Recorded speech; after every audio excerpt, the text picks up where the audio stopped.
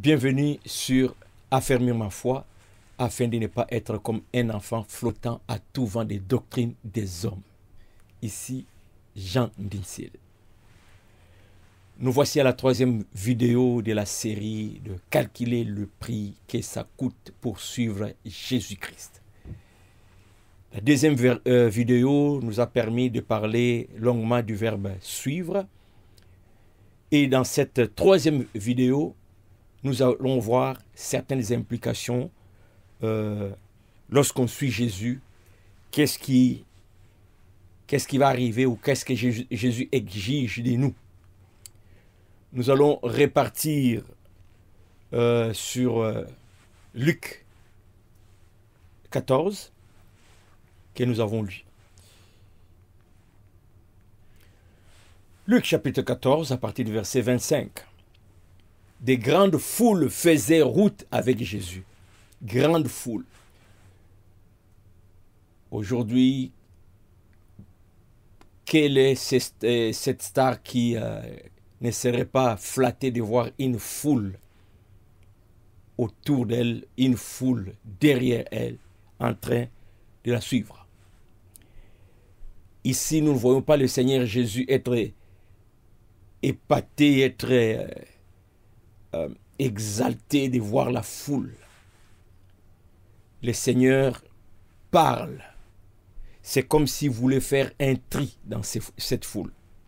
Si quelqu'un vient à moi, s'il n'est pas son père, sa mère, sa femme, nous avons lu ça, vous pouvez relire vous-même. Déjà, il y a le verbe haïr, dans le sens d'être capable de s'oublier lorsqu'il s'agit des intérêts de Jésus. D'être capable de choisir les intérêts de Jésus, la gloire de Jésus, à la place de la gloire de mon père, à la place de la gloire de ma mère. Nous devons prendre ça de manière sérieuse. Je vois ça dans certaines situations, dans certaines familles, où le parent va imposer telle façon de faire, mais qu'on sait qu'en tant que chrétien, nous ne pouvons pas adhérer à cela en tant que disciples de Jésus. Puis là, par peur de coutumes, par peur de traditions, par peur, on dit, bon, que voulez-vous? Avec Jésus, il est clair. Lorsqu'on devient son disciple, la référence, c'est lui. On prend des décisions par rapport à lui. Qu'est-ce qui est agréable à Jésus? C'est ce que je prends. Et en le prenant, je dois être conscient que je vais être en conflit avec soit moi-même, soit mon frère, ma soeur. Il est dit clairement, c'est question de choix pour être son disciple. Donc, il faut être prêt à renoncer à soi-même pour privilégier les intérêts de Jésus. Au verset 27, il parle de prendre sa croix. Et quiconque ne porte pas sa croix et ne me suit pas. La croix, dans le sens d'être prêt à accepter la honte au nom de Jésus. Accepter le rejet au nom de Jésus. Accepter l'injustice au nom de Jésus. Oui, il n'y a pas que des louanges, il n'y a pas que des mariages en Jésus. Il y a aussi le rejet. On peut vous rejeter en famille, en société, juste parce que vous avez accepté Christ. Excusez, je perdais la voix là. Eh bien, il faut être très prêt. Si vous ne voulez pas être rejeté, vous ne pouvez pas devenir disciple de Jésus. Parce qu'avec Jésus, il y aura des moments de conflit dans la vie. Et quand il y a conflit, il faut se ranger de son côté. C'est aussi ça, suivre Jésus. Nous en avons parlé lors de la deuxième vidéo. On laisse faire ça. On va lire la Luc. Luc chapitre 9 à partir du verset 57.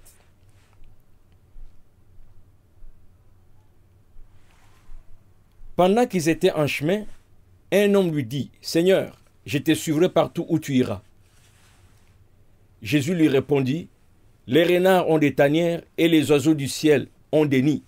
Mais le Fils de l'homme n'a pas un lieu où il puisse reposer sa tête. Quelqu'un qui veut bonnement suivre Jésus, on ne voit pas le Seigneur excité, en train de lui faire high five, l'embrasser. Tout de suite, il lui dit, le Fils de l'homme n'a pas où mettre sa tête. Est-ce que le Seigneur voulait lui dire indirectement, je ne veux pas de toi, ne me suis pas? Non. Quel enseignement pouvons-nous retenir ici? C'est que le Seigneur, lui, ne flatte pas, il ne joue pas avec les émotions. Il y a un prix à payer lorsqu'on suit Jésus. Il ne faut pas se faire l'idée que quand je deviens disciple de Jésus, eh bien, je vais sortir de la pauvreté, je deviendrai un riche. Ce n'est pas parce que vous avez vu un pasteur devenir célèbre aujourd'hui, un serviteur de Dieu devenir célèbre aujourd'hui, vous regardez son histoire, il est parti de la pauvreté jusque-là, et vous concluez par là que devenir disciple de Jésus-Christ égale sortir de la pauvreté. Non. Il y a des païens qui sont partis de la pauvreté à la richesse, devenus des milliardaires, créer des entreprises dans lesquelles il y a des chrétiens qui travaillent. Mais ils sont athées. Ça n'a rien à voir avec devenir disciple de Jésus-Christ. Donc on peut suivre Jésus-Christ et avoir une vie de misère. Si telle est la volonté du Père, pourquoi pas? Mais il ne faut pas conclure que suivre Jésus égale sortir de la pauvreté. Il n'est pas question de ça. Alors, il faut être prêt que des fois, on va vivre une vie de misère juste à cause du fait que nous sommes disciples de Jésus-Christ. On peut se retrouver dans une situation difficile juste parce que nous sommes disciples de Jésus-Christ. C'est possible. Il est dit tout de suite ici, donc faut à quoi s'attendre? On est avec Jésus, la nuit arrive, on n'a pas où dormir, avec lui on est là, à l'extérieur. On continue d'être à ses côtés comme disciples.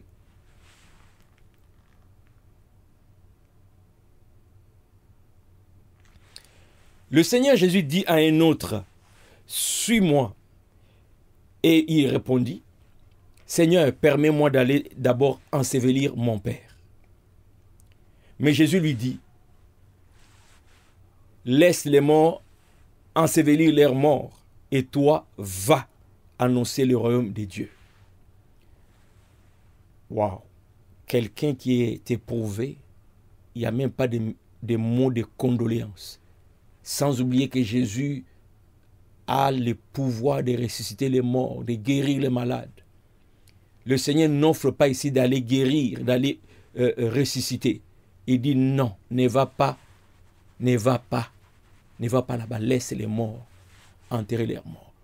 Est-ce qu'il était insensible à cette douleur? Non. Il y a une leçon ici. Le Seigneur se servait beaucoup de situations pour nous enseigner. Et ici, je peux juste dire qu'il peut nous arriver comme disciples de Jésus de nous trouver dans une situation où, selon nos coutumes et traditions, nous devons agir de telle manière, mais à cause de notre relation avec Jésus, lui étant notre maître, il nous dirige dans une autre direction. Il nous demande de faire les choses autrement. C'est douloureux de faire le contraire de ce qu'on a toujours fait. Mais comme disciples, on obéit. N'oubliez pas, suivre Jésus, c'est aussi obéir. Suivre Jésus, c'est se conformer. Oui, il peut arriver. Il peut arriver des situations comme ça. Suivre Jésus, ça implique aussi cela.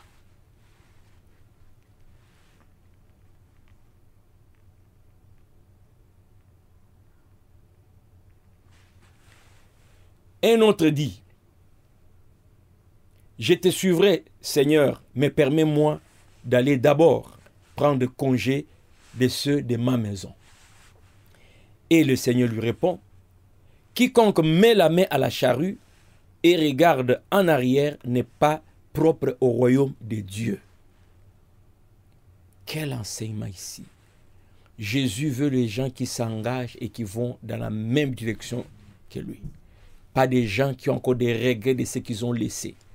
Ce n'est pas ici forcément qu'il ne faut pas dire au revoir à sa famille. Mais l'image qu'il a prise depuis Luc 14 que nous avons lu, être capable d'haïr son père, sa mère. il y a des moments où le Seigneur va nous demander de ne pas regarder en arrière, d'avancer. Jésus veut des gens qui s'engagent avec lui, qui n'ont pas de remords de là où ils sont venus, qui ne veulent pas encore aller prendre plaisir avec les choses qu'ils doivent laisser pour suivre Jésus. Suivre Jésus, il y a un prix à payer. Êtes-vous prêts? Lisons un autre texte dans Matthieu, chapitre 10, à partir du verset 32. C'est pourquoi quiconque me confessera devant les hommes, je le confesserai aussi devant mon Père, qui est dans les cieux.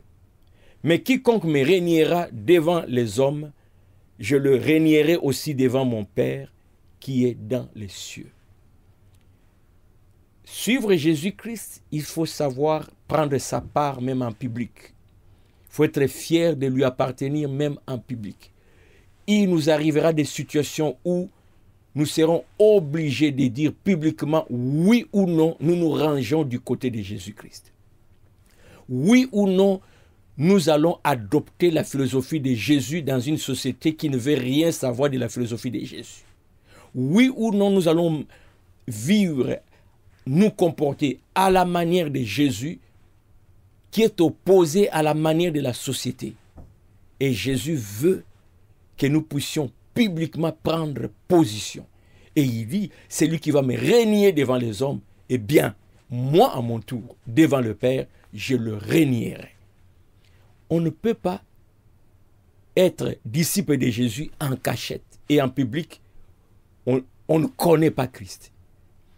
Suivre Jésus-Christ, nous avons dit dans le verbe suivre, il y a se ranger.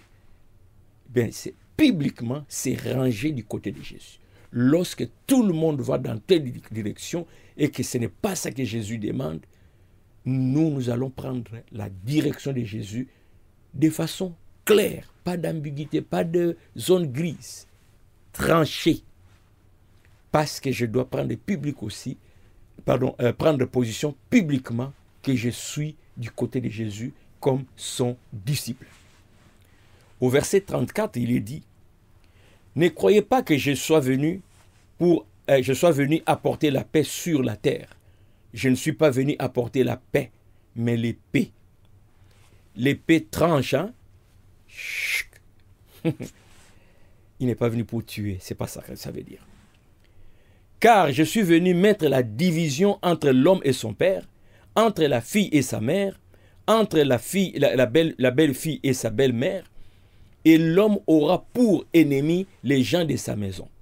Celui qui aime son père ou sa mère plus que moi n'est pas digne de moi. Et celui qui aime son fils ou sa fille plus que moi n'est pas digne de moi. Ces mots ne sont pas voilés, hein? C'est clair. Celui qui aime l'autre plus que moi. Quand il dit l'homme aura pour ennemi les gens de sa propre maison. Oui, devenir disciple de Jésus-Christ peut faire que dans votre maison, là, on commence à vous haïr. On commence à parler contre vous, juste à cause de votre foi. Comme disciple, vous portez votre croix et vous suivez Jésus. Il va arriver dans votre vie des situations où la famille veut que les choses soient faites de telle manière.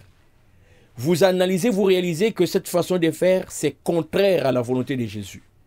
Vous devez avoir le courage de vous dissocier et dire, moi comme disciple de Jésus, je n'adopte pas cette manière. C'est aussi ça, être disciple de Jésus. Au verset 38, celui qui ne prend pas sa croix et ne me suit pas, n'est pas digne de moi. Celui qui n'accepte pas situation de rejet, situation de dénigrement et ne se conforme pas à ma manière. J'ai dit, laisse cette façon de faire, conforme-toi à ma façon de faire. Si tu ne peux pas faire ça, Jésus dit, tu n'es pas digne de moi. Verset 39, celui qui conservera sa vie la perdra, et celui qui perdra sa vie à cause de moi la retrouvera. Oh oui, on se souvient dans Luc 14. Il disait qu'il faut être capable d'haïr même sa propre vie. Oui, il peut nous arriver des situations où nous devrons mourir pour vivre avec Jésus. Mourir à nos passions qui sont contraires à la volonté de Jésus. Nous oublier, ne pas satisfaire notre corps parce que ce que le corps demande, c'est une abomination devant Jésus. Jésus n'aime pas ça.